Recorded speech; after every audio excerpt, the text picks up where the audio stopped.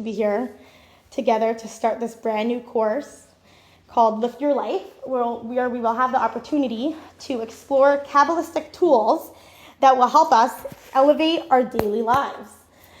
Over these coming 7 classes, which really are all independent, so if you're like, oh no, I don't know if I could come to all of them, it's fine, stay. We'll get to re-examine some of the basic and underlying parts of our lives so that we could refresh them, inspire them, and improve our relationships with these areas of our life. And some the topics that we'll be covering in this course is going to be sleep, emotional mastery, food, happiness, communication, faith, and personal growth. And today we're going to begin with exploring sleep. So here we go. One of the earliest Kabbalistic sources, one of the earliest sources of Kabbalah is called the Sefer Yetzirah, which translates as the Book of Formation. And it's attributed to Abraham, actually, and in it is explained how God created the universe. And I would describe it as like a mystical formula explaining how divine energy becomes physical reality. So that's what that book is in very short. And it could be a whole course on its own, as you can probably imagine. But what I'm getting to here is that one of the aspects taught in this book, the Book of Formation, is that each of the 12 Hebrew months correspond to a divine creative force, which is expressed in a human being as an emotion or a behavior called in Hebrew a midah. Okay, that's the Hebrew word midah, which translates as emotion or component. So that's one thing. The Hebrew word middah in English, how you pronounce it. Yeah. So that's again the Sefer Yetzirah, this Book of Formation, explains how each of the 12 months correspond to one of these divine creative forces expressed as an emotion or component of our living, as well as, which we won't really be covering, but just for interest, it also explains how each month corresponds to a Hebrew letter, one of the tribes of Israel, right, the 12 tribes, a sense, and for you, Dylan, an astrological sign. Okay, Dylan's into astrology. Really cool. Get on her mailing list. So this course is going to follow the human emotional quality or behavior according to the month, which to me is really cool and exciting. So we're actually one of the first classes starting this course. So we are learning in preparation for the next month, which is great because once the next month comes, we'll be fully prepared as to what our divine service is and what we're supposed to do and how we're supposed to, and what tools we need. Now, the next month, this month we're in the month of Cheshvan. The next month is the month of Kislev. And welcome, hi, take a handout. Is that perfect? Yeah, there's pens. Awesome. Perfect. And you could take a seat wherever looks good enough to you.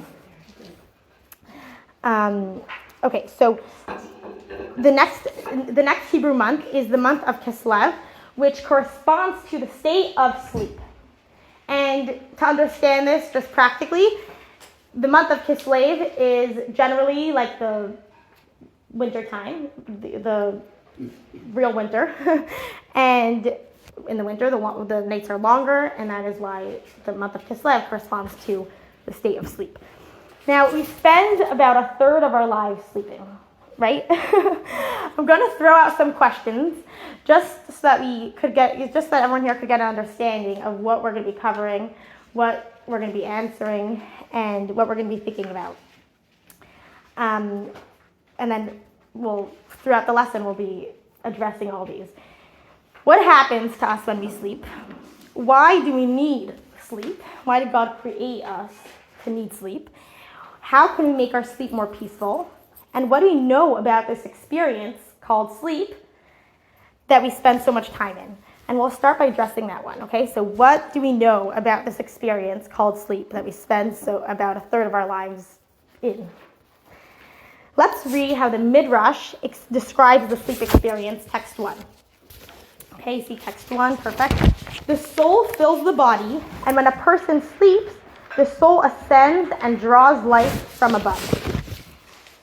We just read that while we sleep, our soul, which is, in other words, our life force, ascends to the heavens and recharges. Okay? Now, Chassidus, which is like broken down Kabbalah, implemented Kabbalah, I would say, explains that not only does our life force, in other words, our soul, ascend for a physical recharge in order to sustain our physical body, but our soul also ascends for another purpose, which is to draw down spiritual vitality to sustain our spiritual well-being. Okay, so our soul ascends every night in order to help to draw down in order to sustain our physical body and also our spiritual well-being. Now, to understand, let's just address let's refresh and reclarify what the soul is, and in order to understand this a little more. So we all have our soul. Right? Our soul, Kabbalah teaches, is a piece of God. A piece of God. An eternal entity, right? Since it's a piece of a God, it's an eternal thing that constitutes our essence. That's what we are all made up of. And the deepest, what else is it? Or in other words, it's the deepest layers of our subconscious. It's our essence. That's our soul. Now, being that it's a godly entity, a godly thing, with a godly identity, our soul's only interest, as we learn in Tanya, our soul's only interest and pursuit is godliness. It's godly and it wants godliness. Okay? In other words, or to understand this, spirituality, right? Godliness, spirituality. Now it comes down to our body to accomplish a unique mission, and unique to each of us, right? We each have a mission that we came down to this world for, and our soul is what gives us the spiritual identity that we need in order to accomplish our mission. Now, for the soul, which is something entirely godly, it's a godly identity, living in our body could be compared to snorkeling, right? A snorkeler can be underwater, but it can only be underwater until as long as it has enough air to stay alive. Once the snorkeler runs out of air, they have to go back up to replenish their air supply, and then they could go back down safely. For our soul to spend its day focused on spirituality and focused on godliness, when I am not necessarily in line with that agenda of my soul, it causes the soul to get worn out. Because it's kind of like, it's like it's the space that the soul is in. That was good. I needed that. The space that okay, fine. I think that's understood. The issue is that our soul can only replenish itself that our soul cannot replenish itself while we are awake. Because while we are awake, it's busy. It's trapped in the limitation of our body and of our consciousness while we're awake. However, when our conscious self is asleep, when we're sleeping every night, the soul now has its opportunity to transcend the body and receive its life force from its higher source. Let's read text 2, where the Zohar is the main fundamental work of Kabbalah. So we'll be quoting a lot from there, which the Zohar here describes what happens spiritually when we sleep.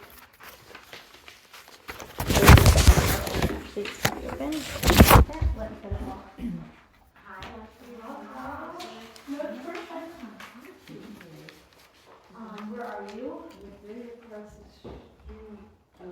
Are you on Spanish Trail on the street across the street? No, I am. Hi. Yeah, kind of on the grass, but On the grass? Well, there's a little grass. Are you parked on the angled street across from here or no? Literally this On one. the street. Oh, on But there was Centro? some grass and I kind of. Let me come see. I'll help I'm so sorry. Don't No, worry. it's perfect. Welcome, Leslie. Okay, so we'll read text 2. Okay, again, where the Zohar explains what happens spiritually when we sleep. Okay, when a person lies down to sleep, their soul departs and ascends on high. When the soul ascends, it does not entirely leave the body. A residue of it remains to sustain the body's life. While all souls ascend, not all are privileged to reach the level of beholding the divine countenance. The soul moves upward, desiring to ascend. If it is pure and has not been tainted during the day, it continues to ascend. But if it is not pure, it gets trapped along the way by negative spiritual forces and does not rise any higher. Sometimes these negative forces taunt the soul and show it false things. Thus, such a soul wanders throughout the night until a person awakes, at which point it returns to its place. For those people who have not been tainted when they go to sleep, their soul ascends and rises through the heavenly levels without being trapped. It continues to ascend, following the path dictated by its degree of merit. The soul that merits to ascend experiences divine revelation and cleaves to it with great passion. It merits to see the pleasantness of God and visit his chamber. So, interesting, something to think about. But you don't actually have to think about it because we're going to discuss it and we're going to understand it a little more.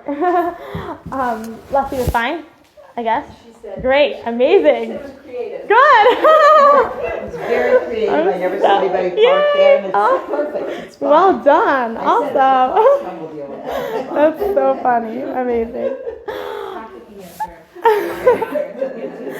Okay, while we're in like semi-intermission, I just want to say before we continue, I know we're at like a pretty we need to explain right now, but I do want to say that throughout this lesson, think about something that's like a practical takeaway for you, and I'm going to give some designated time towards the end where we'll all be able to share what spoke to you. I know probably nothing yet, but maybe yeah, I don't know.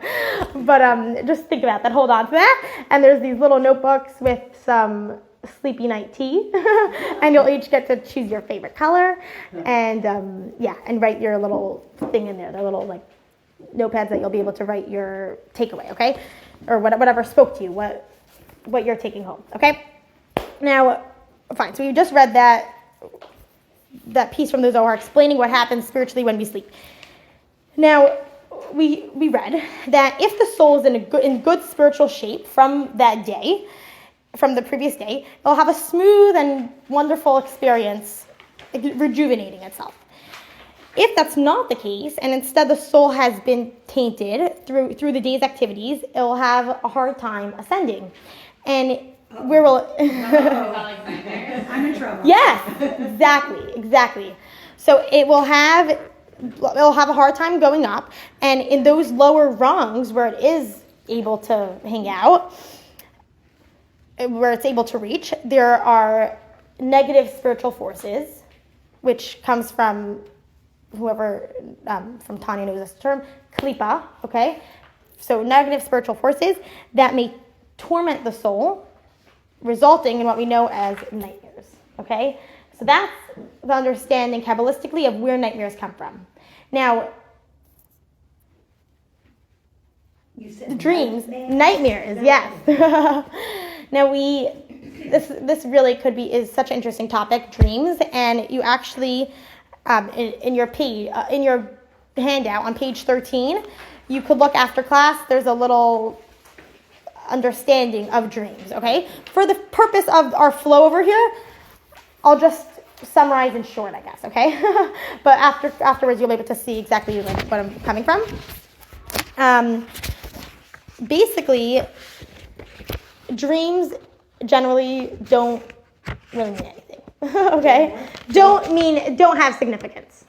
Generally, dreams do not have significance. In the Torah, dreams are huge. Right, exactly. And we know that, right? Because we know, a lot of us dream things that we're like, oh, obviously, right? Like dreaming that you're late to something important that you were worried about, right? Like, of course. Like, yeah. Well, I was just thinking of Jacob and all his dreams. Yeah, exactly. Right. So that's exactly good point. So the thing is that the Torah is like abundant with dreams, right? Jacob, for example, Joseph.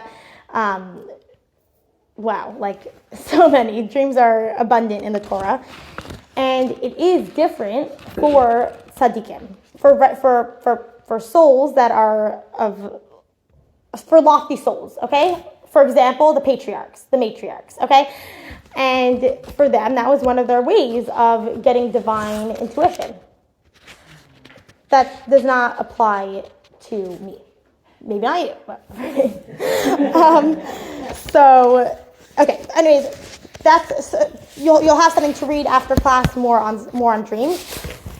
Now, just one thing from that I will say is that nightmares. It does not mean that there's any significance. It just means that our soul is hanging out in a rung, in a place, in a spiritual rung, that there's spiritual forces, negative spiritual forces that try to, not be so, give false and negative visions to the person. And that's how we understand nightmares Kabbalistically. Now, again, okay, so dreams is the whole big topic. You'll have that reading after. If you want even more, I'm happy to share. So just reach out if you're not satisfied. Very interesting. Okay.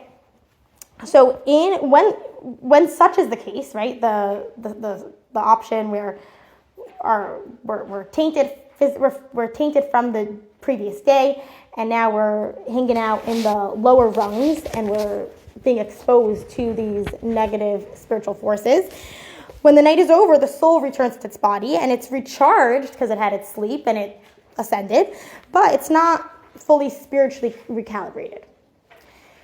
So, okay. Now that is why when we wake up, what's the first thing that we say? Marilyn, you mentioned this today, actually. The first thing that we say is we thank God for returning our soul to us, the Moda'ani prayer, which is meant to be said right in bed, as soon as we wake up, before we get out of bed, before we do anything, anything. The Moda'ani prayer, thanking God for returning our soul, uses the word in the Moda'ani. It's like only a couple words, I can say the whole thing, but the main two words that are relevant over here is Shehachazarta bi, that he returned to me. He returned to me. God returned to me, my soul.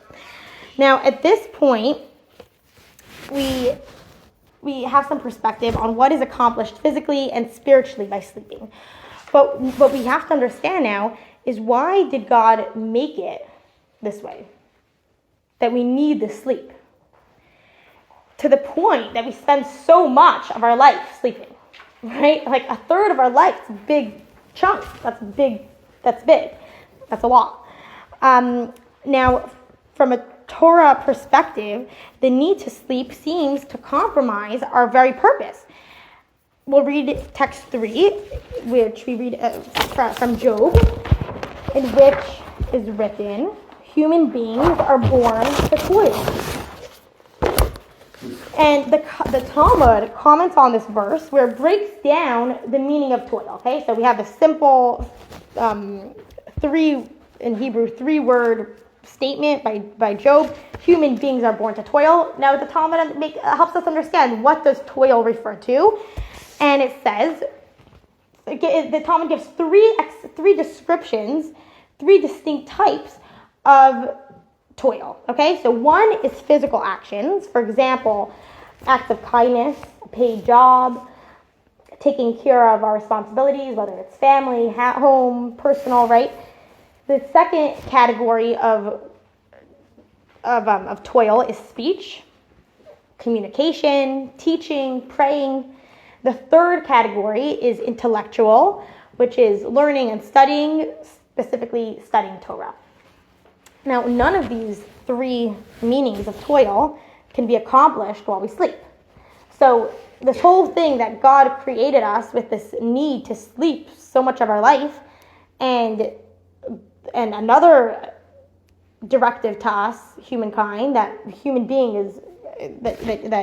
beings are born to toil, kind of contradicts itself. Okay, sorry, is a contradiction, right? We have two statements that don't really work together because none of these three things can be accomplished while as we sleep. Yes, Claire. What was the first one? Yes, physical actions. Physical actions. So Okay, thank you. acts of kindness, a paid job, taking care of our responsibilities. Yeah. And it's the opposite of what? Human beings are born to thrive. It's the opposite of So we're sleep.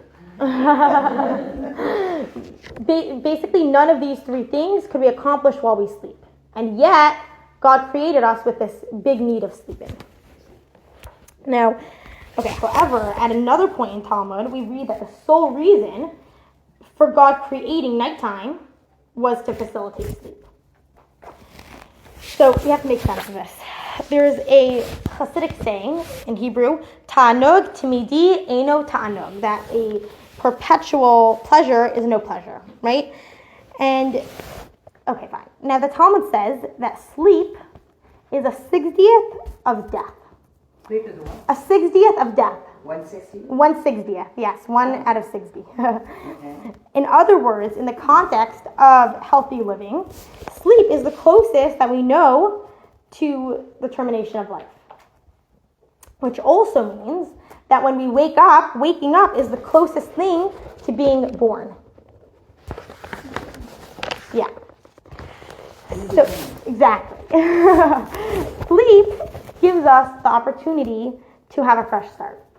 And that is no matter what yesterday looked like. Okay, so each day, a brand new day. And of course we should, take this super much to heart for ourselves and also to other people, right? We never know what maybe somebody who wasn't nice in the past is now nice tomorrow, right? We could look at everything with those fresh eyes.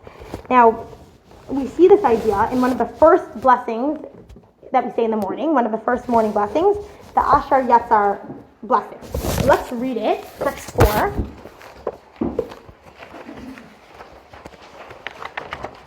Okay, this is the blessing from the Siddur. Blessed are you, Lord our King, Lord our God, King of the universe, who has formed the human being with wisdom and created within the human being numerous orifices and cavities. It is revealed and known before the throne of your glory that if but one of them were to be blocked, or if one of them were to be opened, it would be impossible to exist, even for a short while. Blessed are you, Lord, who heals all flesh and performs wonders.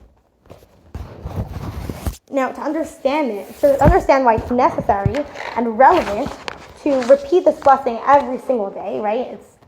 This is again a daily blessing, and we're saying this, we're announcing this on the daily. Let's read text 5, where the Alter Rebbe, the author of Britannia, writes, "It is customary to recite every morning the Asher Yatzar blessing, which is the blessing we just read. Every day, a person becomes a new creation. Therefore, it is appropriate to recite daily the blessing who has formed the human being with wisdom." So no matter how bad we feel about the day before, because of sleep, we have a new beginning. Let's read text 6. Once a person has become accustomed to a specific pattern of behavior, one must strive to reach a new and higher peak. This new dimension of service is reflected in the fact that each day one's activity is interrupted through sleeping, and one awakens the next morning as a new creation. Were a person to continue the study of Torah and fulfillment of mitzvot without interruption, this newness would not be perceived. Because one's service would be constant, any increase would follow as a natural and gradual progression rather than a radical change. Okay, so keyword radical change. That is what we are able to accomplish because of sleep. We're able to accomplish radical change as opposed to just gradual, slow progression. You have a question? Yes. What do you do if you're someone who doesn't sleep well? This was interesting. I mean, God really makes someone have struggle with sleep, right? They just struggle with it, or they're really just they're the type of person that's way more productive at night than during the day. Are they supposed to treat the day as night? treat the day, Like, but are they not like going to ever sleeping sleep? during the day, or But they're well, still I mean, sleeping, right? or less hours, or I don't know. I mean, this isn't me. Yeah. I love my sleep. I was thinking, like, there are people out there, my husband, for Yeah. example, who's just so productive at night, and Yeah. I'm just like, is there Yeah. a text in the Talmud that addresses those types of people? Okay, so first of all, is there a text in the Talmud? I'm almost confident. Do I have it off my head? No, but based on all this, I'm confident that there's a text in the Talmud for about every single little thing. Could I find it? I want to. Yeah. Okay, about daytime sleeping. We didn't say that sleep has to be at night. We just said that the reason God created, the Talmud says that the reason that God created nighttime is to facilitate sleep. Doesn't mean that, we can't sleep by day instead. Now, what about if somebody doesn't sleep well? Okay, so that the recharge is accomplished from either interrupted sleep, like some, or shorter sleep, whatever it is. Got it. Because Yeah. some people say they can do very well on 6 hours sleep, which would only be a quarter of their Right, lives, right. the day, and Yeah. others say they need 9 or 10 hours to feel fully Yeah, recharged. yeah. It's interesting. Like if that corresponds to, if that says more, I don't know. I'm curious. I'll look into it. Yeah, Claire. Statistics, Oh, yeah. I mean, those studies say it's almost rare that a person is their physiological sufficiency in 6 hours. Most people, Interesting. need at least 8. I'm just saying, but there are always people who differ. People do different in terms of striving for best performance. It's better to sleep longer. But too much sleep is not good. That's, yes, right. I know a lot about sleep because I was a guinea pig at NIH in Washington, D.C. in the sleep clinic. Wow. So I've always kind of had an interest in this. Wow. And so Too much sleep is not too good. much sleep is not good. Too little sleep, people 5 hours less, dementia. And then now the latest research is people that have a very hard time sleeping or wake up constantly, it's actually your gut. There's bugs in your gut. Wow. Kind of fascinating. That is. Thank you, Leslie. And what about studies that indicate as we age, it's harder to sleep those 8 hours? For women. For women in particular. Well, I guess you're saying it's all like in your gut. It's all your gut biome. That makes a lot of sense. Our hormones have also changed. I mean, it's gotta be. But that affects your gut. gut. I mean, everything is about the gut now. Yeah. Right. Back to what you were saying too, Yeah. also the, Yeah, you are what you eat. Yeah. So you gotta change. Cause people, you are what you eat. It's just like our diet is so bad.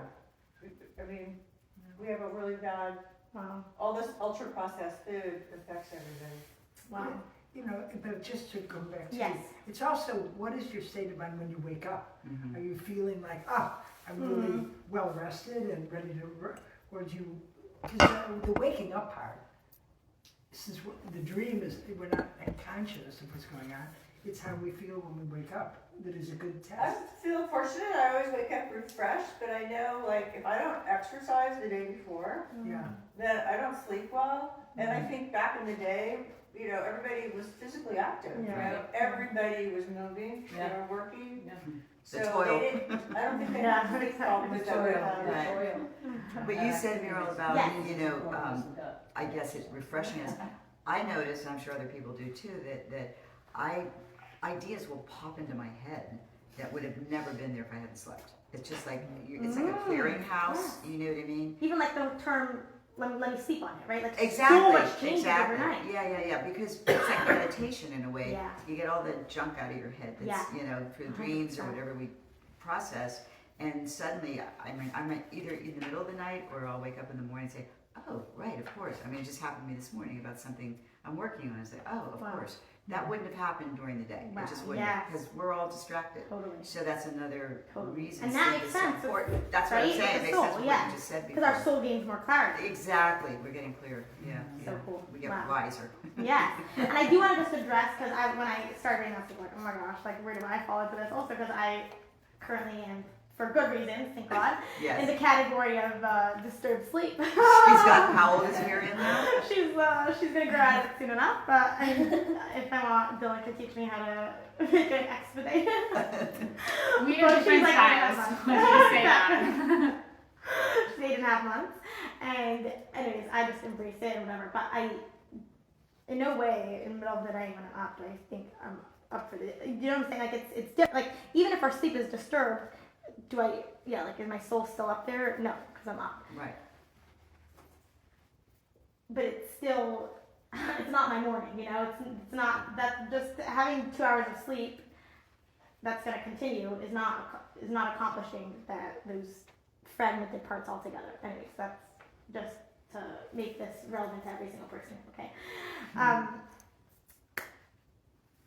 Fine. How old Yes. is your baby? She's 8.5 months? Yeah. It's not so disturbed. Don't worry. But I just think that like people who have like even tonight I woke up at 3 a.m. thinking about my toddler bed that I converted, and I completely forgot about the nanny share and how the baby's using the toddler bed, and I had to solve that problem at 3 a.m. and I'm like, oh my god, I need to go back to sleep. How am I gonna fall back to sleep? I mean, like I feel like everyone has like these random like anxieties. Like, what do you do about middle of the night solving problems? Like, you know what I mean? Are there like prayers for that? What am I supposed to do?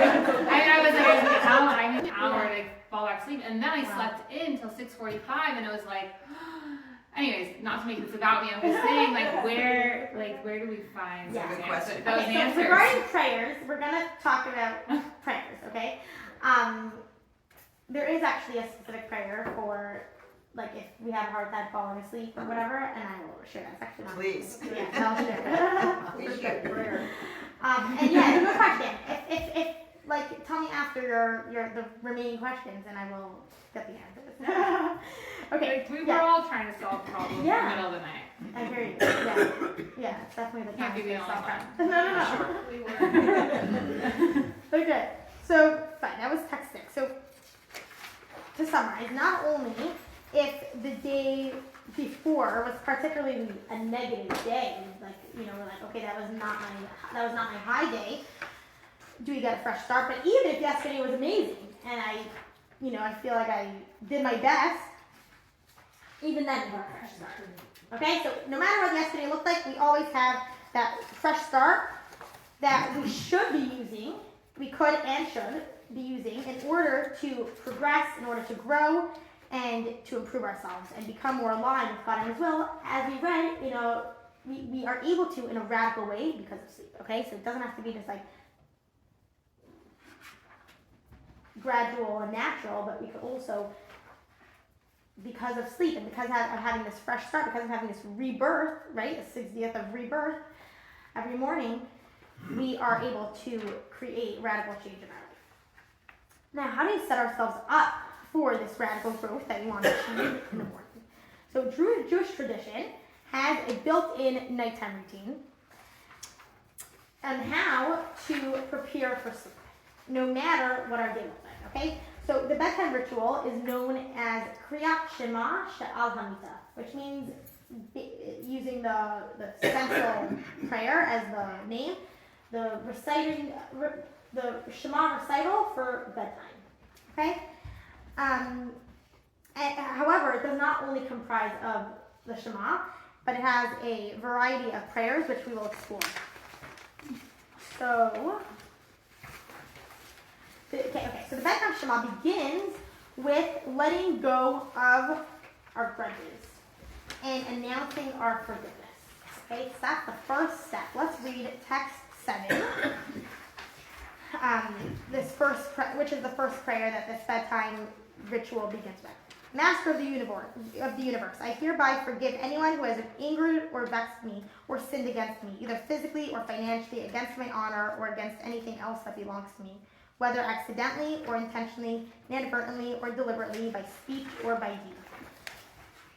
Now, quickly, before we continue, I just want to say that we're talking about, this is a daily thing, that we're referring to daily little things, okay? If there's something that actually needs, that, you know, is not a healthy thing to forgive, not what this is talking about. We're talking about throughout the day, we pick up little things that like stick to us, right? It could be something that someone did say, something that someone didn't say, like little tiny things, something that you thought was interesting or weird about something that you saw or something that you heard, or, I mean, a variety of things, right? I mean, I relate to this. I think that things throughout the day, whether it's conscious or not, conscious as in we decide to or not, let it stick with us.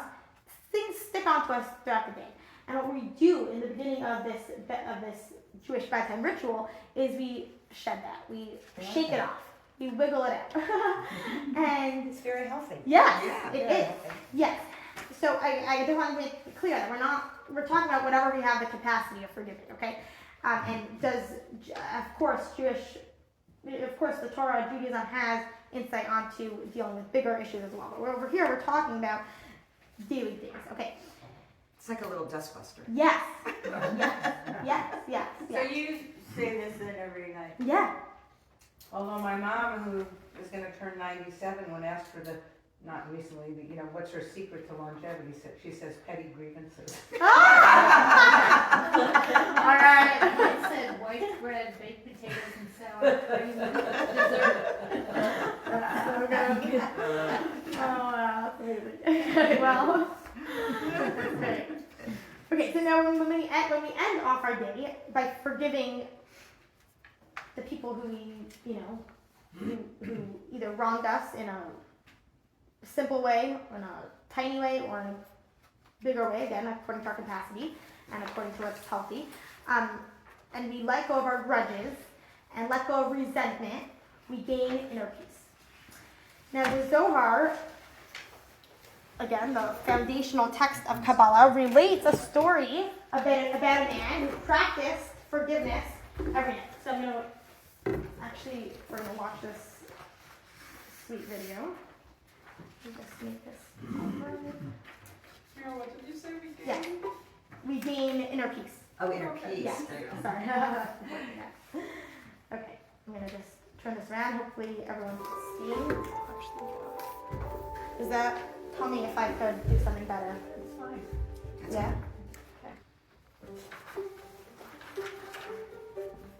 In ancient times, Jewish sages sat at city gates, answering questions, resolving disputes, and teaching Torah. The Zohar relates that a 2nd century sage, Rabbi Abba, was at the gates of Ra when he saw an approaching traveler. The fellow stopped under a tree on the edge of a steep embankment and lay down for a nap. As he slept, a venomous snake darted towards him, but a branch snapped loose and fell, crushing the snake. The man was jolted awake. Seeing the dead snake, he leapt to his feet and hurried away. He'd only gone a few feet when the ground he'd been lying on gave way, crumbling into the embankment with a rumble and a cloud of dust. Rabbi Abba was amazed. He ran over to the man. God made 2 miracles for you. He saved you from a snake and a landslide. How did you earn that kind of merit? The stranger replied, I always forgive and reconcile with anyone who wrongs me. If I don't manage to reconcile the same day, I won't climb into bed until I forgive them in my heart, along with anyone else who might have wronged me. And once I've forgiven someone, I don't reflect on the wrong they did. I even do them favors, so they know I hold no grudge. Rabbi Abba was moved to tears. We praise the biblical Joseph for forgiving his brothers. It was hard, but they were his siblings after all. Whereas you reconcile with everyone, you deserve many miracles. All Torah stories are lessons. Perhaps we can draw guidance from the Zohar's story of a nap for our own hours of slumber. Nothing poisons a relationship like a bitter grudge. Hard feelings spread venom and provoke devastating attacks. Going to sleep while carrying a grudge is like inviting a snake to spread its poison. When we forgive each day's petty wrongs before going to bed, the negativity is stymied. Sleep tells us that today was good, but tomorrow must be better. That's because today's accomplishments are firm ground for today only. Once we awaken, they turn into shaky ground, because God wants us to move on. Without further travel, everything will unravel. So, before going to bed, remember, let go and let's grow.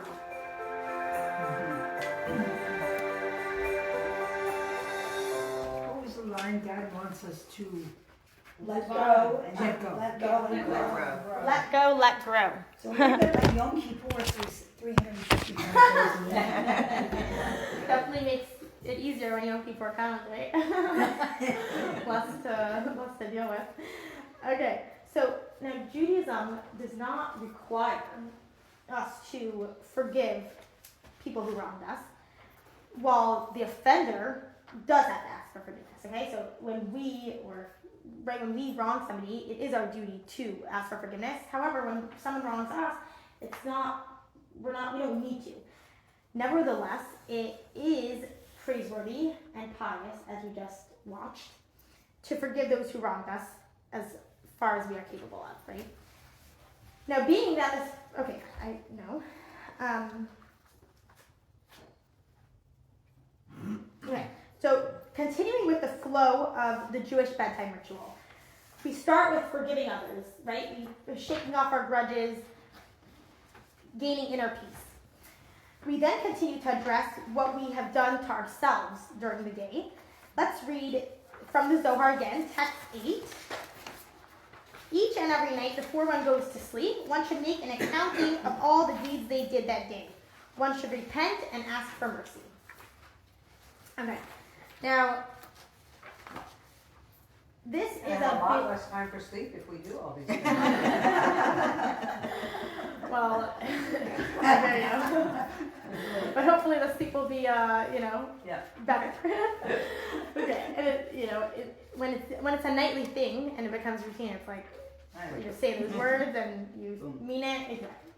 Okay, now this is a big theme in Hasidus called in Hebrew cheshbon nefesh, which translates as an accounting, personal accounting. And what it is we reflect on our day and we see what our strengths were that day, where our weaknesses were, in order that we have direction on how we can improve ourselves tomorrow.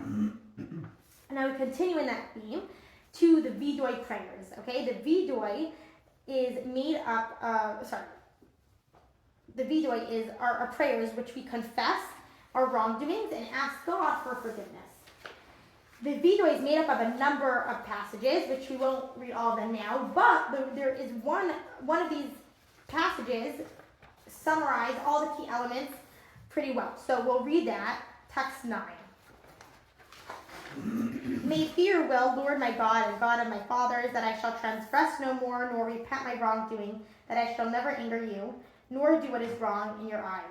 In your abounding mercies, erase my iniquities, but not through suffering or severe illness. May the words of my mouth and the meditation of my heart be acceptable before you, Lord, my strength and my redeemer. The Vidoy process includes making an honest... Okay, so that's that is one of the passages from the Vidoy prayer, summarizing the gist of what those prayers, what we say in those prayers. Now, through this process of forgiving others and reflecting on our day and how we did that day, and seeing how we can improve for tomorrow, and then asking God for forgiveness on whatever we did not excel in that day, we start the next day with a clean slate and clarity for how we can make tomorrow exceptional. Now, the main part of the bedtime routine is the Shema, right? That's the central prayer of this bedtime ritual, in which we meditate on God's greatness and our faith in Him.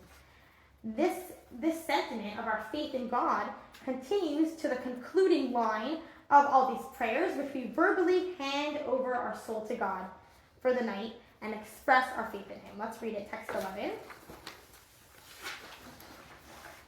Sorry, okay, Shema is text 10, but we'll just go to text 11.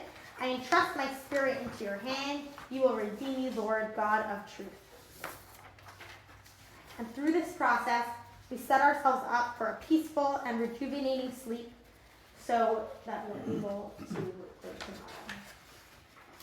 All right, now I'm going to pass these around, and everyone can take a moment to